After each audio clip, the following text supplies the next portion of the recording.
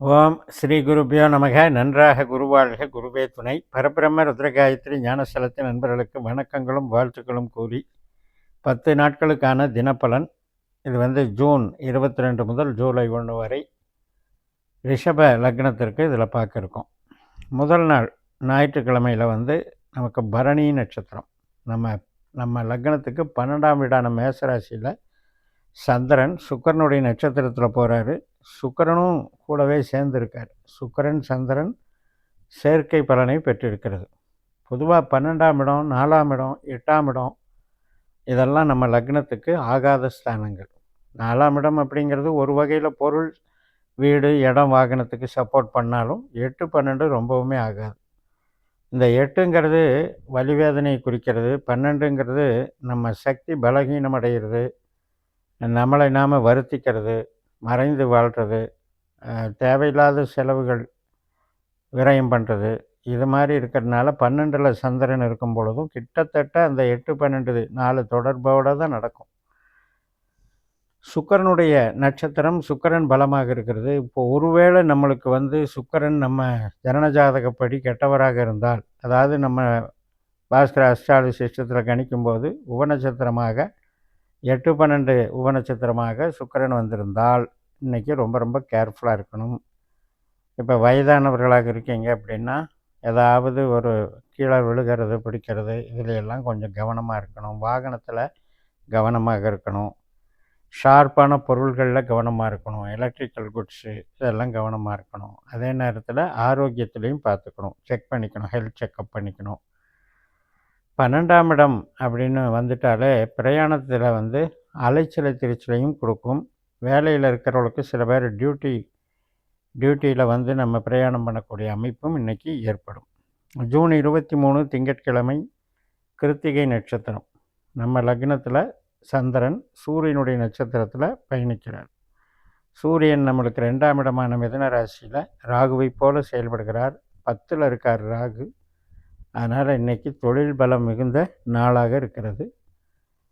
எதை எதிர்பார்க்குறோமோ அந்த அளவுக்கு ப்ரொடக்ஷன் ஆகிறதும் ஆகும், சேல்ஸ் ஆகிறதும் ஆகும். நம்மளுக்கு ட்ரேடிங் பண்ணுறவங்களுக்கு நல்லா ட்ரேடிங்கும் ஆகும். அதுபோக வேலையில் இருக்கவங்களுக்கு, முக்கிய பொறுப்புகளில் இருக்கவங்களுக்கு நல்ல அங்கீகாரம் கிடைக்கும். நல்ல நாளாக அமைகிறது. மறுநாள் ஜூன் 24 செவ்வாய்க்கிழமை ரோஹிணி நட்சத்திரம். நம்ம லக்னத்தில் சந்திரனுடைய நட்சத்திரத்திலேயே சந்திரன் போகிறாரு. மனசுக்கு உண்டானவர் தான் சந்திரன். நம்ம லக்னத்துக்கு 3ஆம் அதிபதியும் சந்திரன். அதனால் ஒரு சுப காரியங்களுக்கெல்லாம் நல்ல விஷயம் நடக்கும்.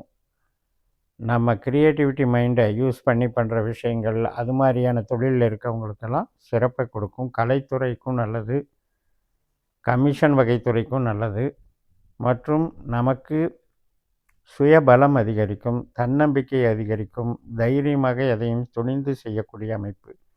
இளைய சகோதர சகோதரி வகையில் நல்ல காரியங்களெல்லாம் நடக்கும். பாசம், நேசம், குழந்தைகள் வழி, கணவன் மனைவி உறவு, இதுக்கெல்லாமே நல்ல நாளாக அமைகிறது.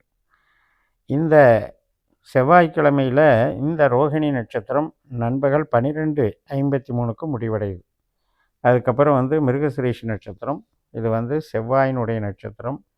செவ்வாய் நமக்கு சிம்ம ராசியில் நமக்கு 4ஆம் வீட்டில் கேதுனுடைய நட்சத்திரத்திலையும் சனியினுடைய உபநட்சத்திரத்திலையும் இருக்கிறதுனால இன்றைக்கி நமக்கு வெற்றி கிடைக்கும். எடுத்த காரியங்களில் நினைத்தபடி நமக்கு சில பேரை சந்திக்கிறதோ அல்லது நமக்கு பணவரவுக்கு சாதகமாகவோ நமக்கு மன திருப்தியை கொடுக்கக்கூடிய நாளாக இருக்கிறது. ஜூன் 26 வியாழக்கிழமை புனர்பூச நட்சத்திரம் காலையில் 8:46 தொடங்குகிறது. நமக்கு தனஸ்தானத்திலேயே சந்திரன் போகிறாரு. குருவினுடைய நட்சத்திரத்தில் போகிறாரு. குரு பகவானும் அங்கே தான் இருக்கார். ஆனால் ராகுனுடைய நட்சத்திரத்திலையும் குருவனுடைய உபநட்சத்திரத்திலையும் இருக்கிறனால தனம், தொழில் அப்படிங்கிற வகையிலையும் ரொம்ப நம்மளுடைய பேச்சு சம்பாதிக்கக்கூடிய அந்த அமைப்பையும் கொடுக்குது, சேமிப்பையும் கொடுக்குது. அதனால் இன்றைக்கும் தொழிலுக்கு சிறந்த நாளாக அமைகிறது. வெள்ளிக்கிழமை ஜூன் 27 பூச நட்சத்திரம், சனியினுடைய நட்சத்திரம், லாபச்சனி. சனியினுடைய நட்சத்திரத்திலையும் கேதுனுடைய உபநட்சத்திரத்திலையும் இருக்கார். அதனால் எதிர்பார்த்தபடி நமக்கு மன திருப்தியான அமைப்பு இருக்கிறது.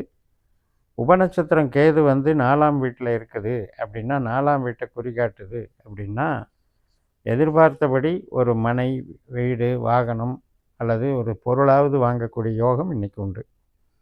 ஜூன் 28 சனிக்கிழமை ஆயில்ய நட்சத்திரம் காலையில் 6:36க்கு தொடங்குகிறது. 3ஆம் வீட்டில் சந்திரன் கடகராசியில் புதனை போல செயல்படுகிறார். இப்போ புதனும் வந்து அதே கடகத்தில் சனி நட்சத்திரத்தில் இருக்கார், கேதுனுடைய உபநட்சத்திரத்தில் இருக்கார். அதனால் இன்றைக்கும் வந்து நமக்கு கம்யூனிகேஷன் நல்லாயிருக்கும். ஒரு நபர்களை சந்திக்கிறது, சிறு பிரயாணங்கள், இடம் விட்டு இடம் போகிறது, இடம் விற்கிறதுக்கு ட்ரை பண்ணவங்களுக்கு இதுக்கெல்லாம் ரொம்ப நல்லாயிருக்கும். அக்ரிமெண்ட் போடுறது, இது சார்ந்த நன்மைகள்லாம் நடக்கும். ஜூன் 29 ஞாயிற்றுக்கிழமை மக நட்சத்திரம் காலையில் 6:33க்கு தொடங்குகிறது. செவ்வாயும் மக நட்சத்திரத்தில் தான் இருக்கார், சந்திரனும் அங்கே போய் சேர்ந்துடுறார். 4ஆம் வீட்டில் செவ்வாய் சந்திரன் அப்படிங்கிறது ஒரு தொழிலுக்கு பலம் கொடுக்கக்கூடியது. ஏன்னா கன்ஸ்ட்ரக்ஷன் லைனில் இருக்கவங்க, ரியல் எஸ்டேட்டில் இருக்கவங்க, ஸ்பேர் பார்ட்ஸ் இண்டஸ்ட்ரி செய்கிறவங்க, பல் மருத்துவத்துறையில் இருக்கவங்க, காவல்துறையில் இருக்கவங்க மற்றும் ஸ்போர்ட்ஸ் சம்மந்தப்பட்ட அமைப்பில் இருக்கவங்க எல்லாருக்குமே சிறப்பை கொடுக்கக்கூடிய நல்ல நாள். கேதுவும் அங்கேயே இருக்கார், 4ஆம் இடத்துலையே இருக்கார். அதனால் உற்பத்தி சார்ந்த தொழில்களுக்கெல்லாம் சிறப்பை கொடுக்கக்கூடிய நாள். திங்கட்கிழமை ஜூன் 30 காலையில் 7:20க்கு பூர நட்சத்திரம் தொடங்குகிறது. நமக்கு 4ஆம் வீட்டில் சந்திரன் சுக்கிரனுடைய நட்சத்திரத்தில் போகக்கூடிய அதே வேளையில் 12ஆம் வீட்டில் இருக்கிற சுக்கிரனும் சுக்கிரனுடைய நட்சத்திரத்துலேயும் இருக்கார், அதே மாதிரி ராகுனுடைய உபநட்சத்திரத்துலேயும் இருக்கார். அதனால் இந்த அமைப்பு வந்து நல்ல அமைப்பு தான். அதாவது பண வரவுக்கு ஏற்ற அமைப்பு, வளர்ச்சிகள் நன்றாக இருக்கும். இன்றைக்கும் அப்படி தான். கன்ஸ்ட்ரக்ஷன் லைனில் வியாபாரத்தில் இருக்கவங்களுக்கெல்லாம் மிகப்பெரிய சிறப்பை தரும். மறுநாள் ஜூலை 1 செவ்வாய்க்கிழமை காலையில் 8:53க்கு உத்தர நட்சத்திரம். ஒரு பாத சிம்மராசியில் இருக்குது, மற்ற 3 பாத கன்னி ராசியில் இருக்குது. இருந்தாலும் கூட சூரியனுடைய பலன் அப்படின்னு எடுக்கும் பொழுது நமக்கு 2ஆம் வீட்டில் மிதுன ராசியில் ராகுவை போல பலன் தர்றாரு, சுக்கிரனை போல பலன் தர்றாரு. இந்த சுக்கிரன் வந்து சூரியனுடைய நட்சத்திரத்திலையும் சூரியன் வந்து சுக்கிரனுடைய உபநட்சத்திரத்திலையும் இருக்கிறதுனால சிறு அண்டர்ஸ்டாண்டிங் தொடர்புகள் இருக்குது. மூலதனம் பண்ணுறது, இன்வெஸ்ட்மெண்ட்டு, கொடுத்த பணத்தை திரும்ப வாங்கிறது, இது மாதிரி பண பரிமாற்றத்துக்கு சிறந்த நாளாக இந்த நாள் விளங்குகிறது. அப்போ நம்ம இதில் 10 நாட்களில் நல்ல பலன் அப்படின்னு எடுத்துக்கிட்டிங்கன்னா, நம்ம ஜனன ஜாதகப்படி கணிச்சு பார்க்கும்போது பாஸ்கர அஸ்ட்ராலஜியில் நமக்கு 1, 5, 9, 3, 7, 11 போன்ற ஒற்றைப்படை பாவங்களுக்கு எந்த கிரகம் வருதோ அதெல்லாம் வந்து உறவுகளுக்கும் ஆரோக்கியத்துக்கும் நன்மையை செய்யும். 2, 6, 10ன்னு இருக்கிற உபநட்சத்திரமாக இருக்கிற நட்சத்திரங்களெல்லாம் தொழிலுக்கும் பணவரவுக்கும் பொருள் வாங்கிறதுக்கும் சிறப்பை தரும். 8, 12 தொடர்புடைய நட்சத்திரம் எது வருதோ, எந்த கிரகம் வருதோ அந்த கிரகம் எந்த மாதத்தில் எப்போ வந்தாலும் அந்த நட்சத்திரத்தை அன்றைக்கி நமக்கு சிரமத்தை கொடுக்குன்னு பேசிக் கான்செப்டை வச்சுக்கிட்டு இந்த நிகழ்ச்சிகளை, இந்த 10 நாள் தினப்பலனை தொடர்ந்து பார்த்தீர்கள் என்றால் அன்றாட நிகழ்வுகள் உங்களுக்கு மிக பயனாக இருக்கும் என்று சொல்லி நிறைவு செய்கிறேன். இந்த சேனலை சப்ஸ்கிரைப் பண்ணி ஷேர் பண்ணுங்கள். உங்கள் தனிப்பட்ட ஜாதக பலாபலன்களை என்னுடைய வாட்ஸ்அப் நம்பரில் தொடர்பு கொண்டு பலன் பெறுங்கள். உங்களிடமிருந்து விடைபெறுகிறேன். உங்கள் ஜெயம்எஸ். நன்றி, வணக்கம்.